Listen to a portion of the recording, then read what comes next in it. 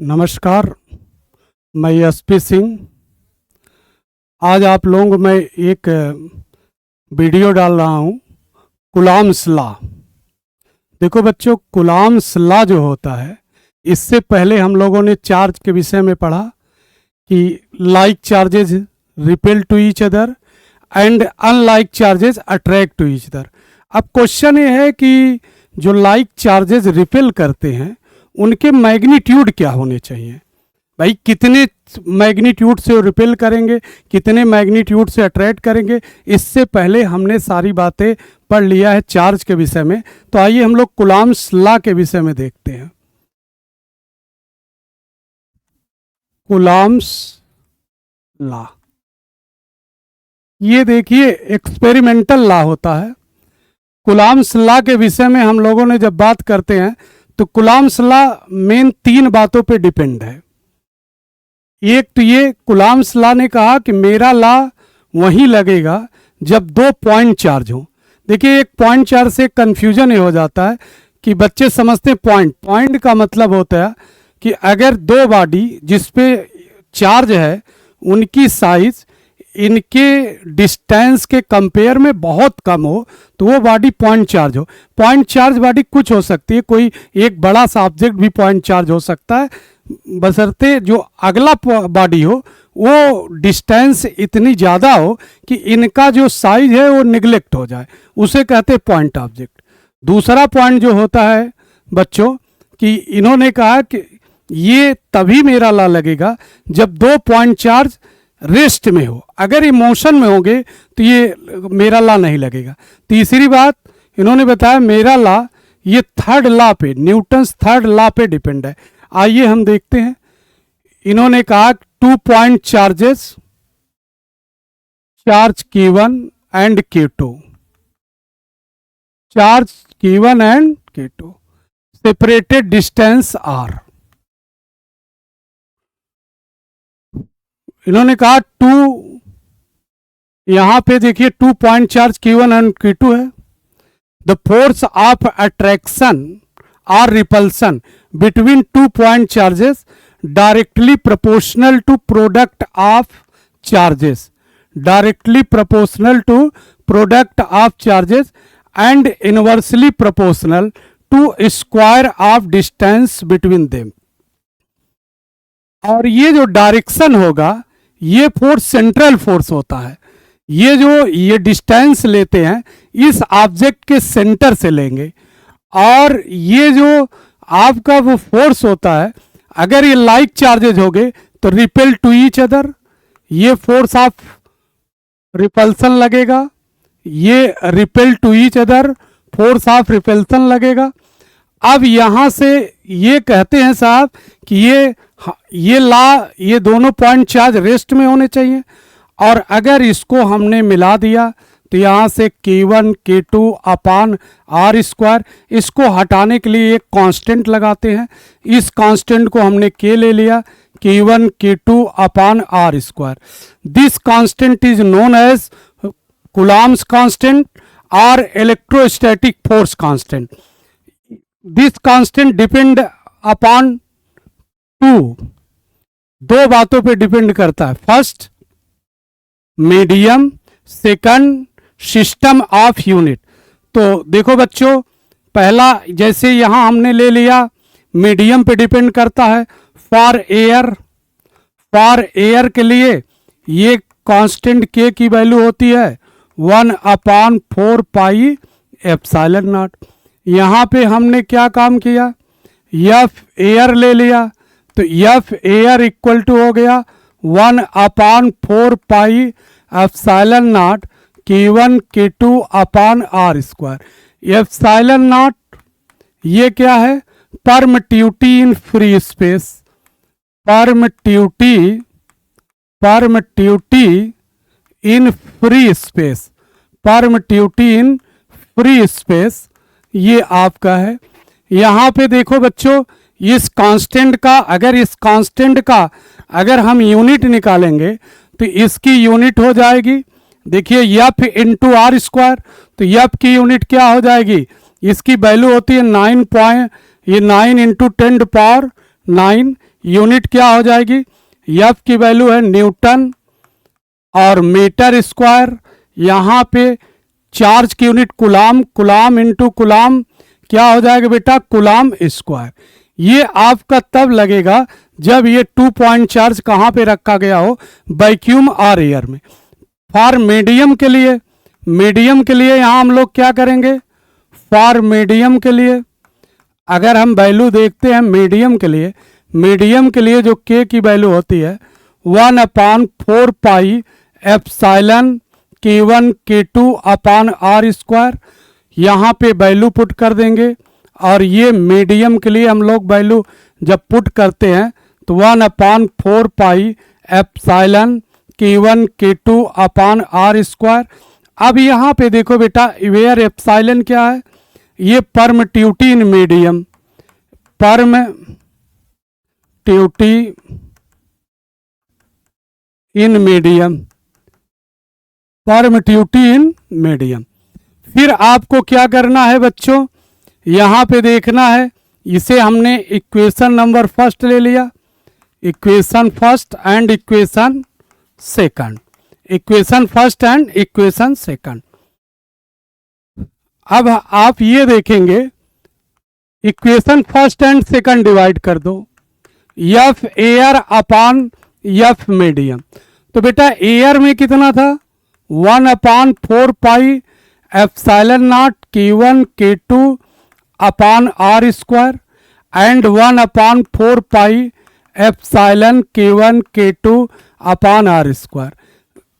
Cancel out, cancel out, F air upon F medium equal to epsilon upon epsilon naught. देखो बेटा ये permittivity in medium, permittivity in free space, the ratio of permittivity in medium and permittivity in free space is known as dielectric constant or relative permittivity।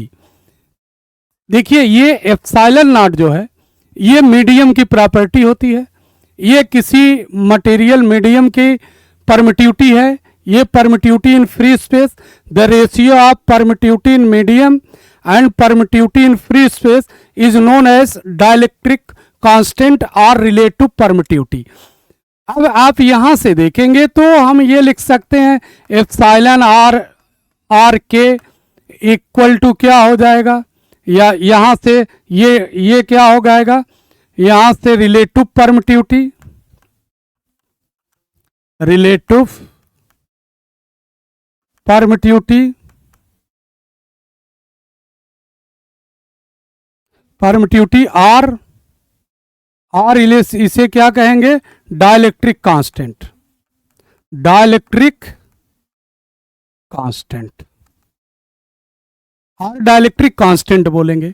फिर आपको ध्यान देना है epsilon equal to क्या हो जाएगा, epsilon not into K, epsilon equal to epsilon not K R epsilon into epsilon R.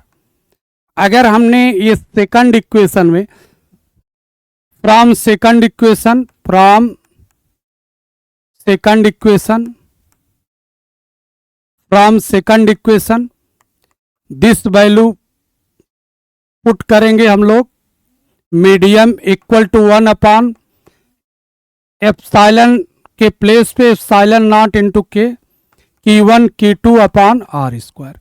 अगर किसी मीडियम में मुझे फोर्स निकालना है, force between 2 point charge in medium, तो ये फार्मूला हम लोग लगा सकते हैं। फिर आगे हम लोग देखते हैं कि अगर इस इक्वेशन को देखेंगे, इसे इक्वेशन थर्ड कह लें, from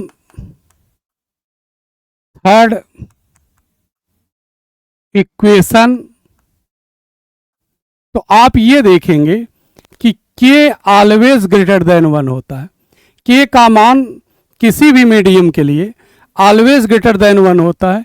its mean epsilon always greater than epsilon not.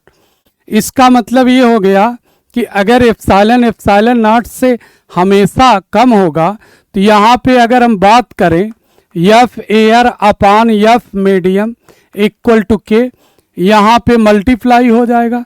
तो यहाँ पे अगर मीडियम की वैल्यू निकालना है तो ये एफ एयर अपान के ऑलवेज ग्रेटर देन 1 होगा। तो इसका मतलब मीडियम में जो वैल्यू होगी वह ऑलवेज क्या करेगी, डिक्रीज करेगी। देखो भैया, dielectric constant always greater than 1 होता है।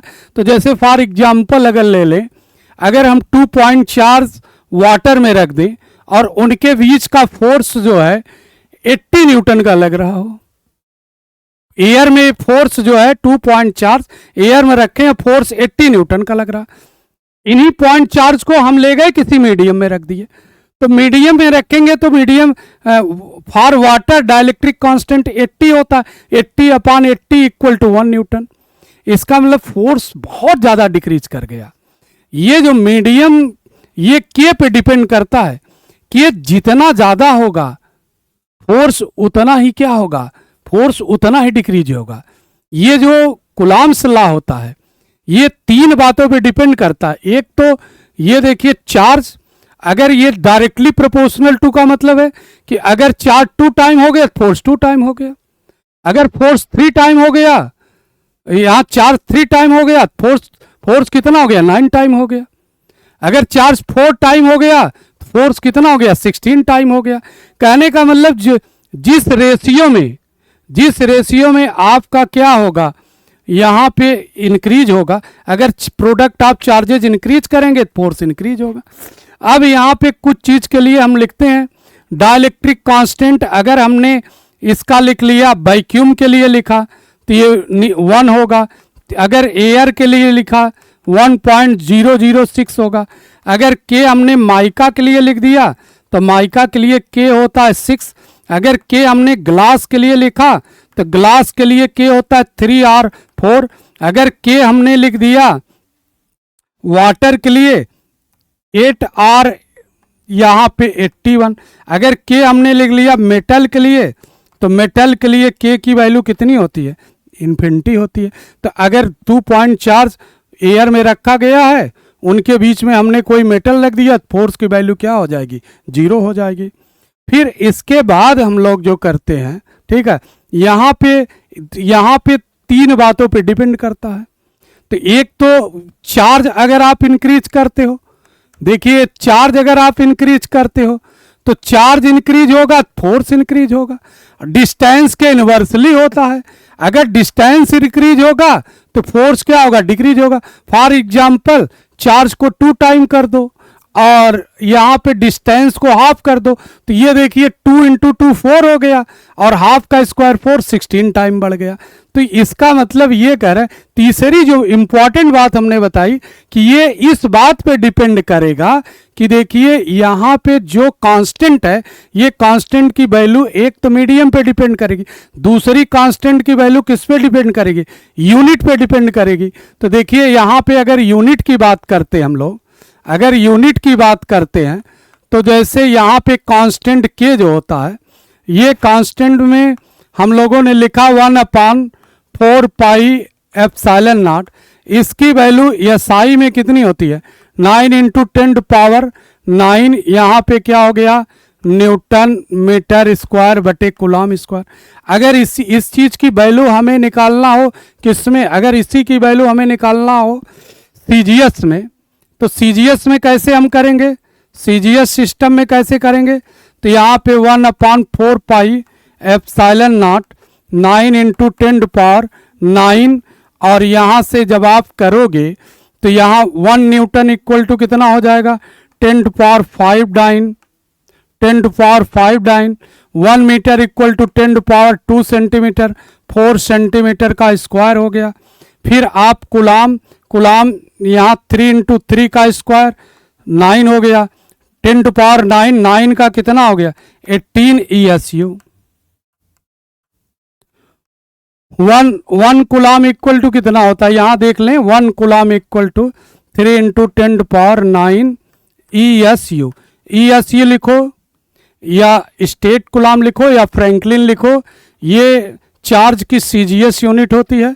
जब यहाँ वैल्यू हमने रखा तो ये इससे कैंसिल हो गया, ये इससे कैंसिल हो गया, तो इसकी वैल्यू सीजीएस में कितनी आ गई, 1/4 pi epsilon not equal to 1 और ये हो गया डाइन, ये हो गया आपका सेंटीमीटर स्क्वायर, ये हो गया ESU स्क्वायर। इसका मतलब Coulomb's law in CGS system, अगर हमें Coulomb's law in CGS system में अगर बात करना होगा तो यहाँ से F equal to K1 into K2 upon R square.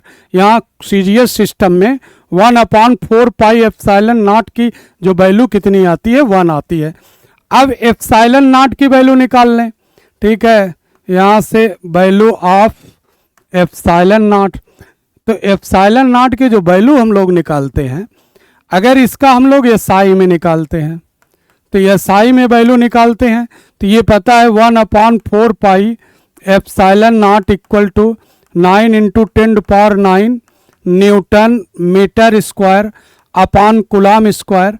Epsilon not की वैल्यू निकालेंगे, क्रॉस मल्टीप्लाई कर लो, 4 pi epsilon not 9 into 10⁹ newton metre square, ठीक, equal to coulomb square. Epsilon not equal to 1/4 pi into 1/9 into 10⁹ और यहाँ से हो जाएगा coulomb square upon newton metre square. ये वैल्यू जो आती है 8.85 into 10⁻⁻12 Coulomb Newton metre square, ये आ जाती है। अब एप्सिलॉन नॉट की जो वैल्यू आती है, एप्सिलॉन नॉट की वैल्यू जो सीजीएस में आती है, सीजीएस में तो ये देखिए एप्सिलॉन नॉट की वैल्यू हम लोग सीजीएस में कैसे निकालेंगे, 1/4 पाई एप्सिलॉन नॉट की जो वैल्यू सीजीएस में होती है 1 सेंटीमीटर स्क्वायर अपॉन ESU का स्क्वायर। तो ये no doubt epsilon not equal to 4 pi epsilon not equal to 1 into, आप ये देखिए इंटू में यहाँ हम कर सकते हैं, ये इक्वल टू हो जाएगा आपका, ये यूनिट पलट जाएगा, यूनिट पलट जाएगा तो यहाँ से हो जाएगा ये आपका ESU का स्क्वायर, ESU का स्क्वायर 9 सेंटीमीटर स्क्वायर। तो यहाँ पे एप्सिलॉन नॉट इक्वल टू, अगर न्यूमेरिकल वैल्यू उधर जाएगी 1/4 पाई ESU का स्क्वायर अपॉन में 9 सेंटीमीटर स्क्वायर। तो ये हो जाता है यहाँ पे सीजीएस वैल्यू। ये कूलॉम के नियम के सिंपल स्टेटमेंट है।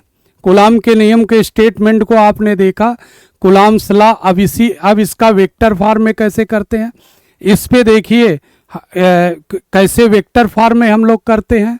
और कूलॉम्स लॉ में देखिए जो बेसिक कंडीशन क्या है, कूलॉम्स लॉ ये कहता है कि ये कहाँ से कहाँ तक वैलिड होगा, ऐसा नहीं। देखिए कूलॉम्स लॉ जो है ये वैलिड होता है, इसकी जो आर की वैल्यू होती है ये 10⁻⁻15 मीटर।